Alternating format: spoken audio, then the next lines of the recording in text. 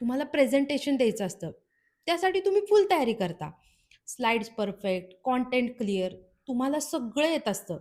पण स्टेजवर जायच्या 10 सेकंद आधी डोक्यात विचार येतो, "जर मी अडखळले, तर लोकं हसणार नाहीत ना? जर मी चुकीचं बोलले, तर सगळे काय म्हणतील?"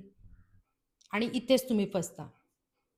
मग तुमचा कॉन्फिडन्स लो होतो. तुम्ही स्लो बोलता, पॉइंट स्किप करता आणि मग प्रेझेंटेशन संपल्यावर डोक्यात एकच विचार येतो, "मी अजून बेटर करू शकले असते." मुळात तुम्हाला स्टेजची भीती नाही. तुम्हाला भीती आहे, लोकं काय म्हणतील? एक सिंपल ट्रुथ सांगते, लोकं 2 मिनिटं पाहतील आणि विसरतील.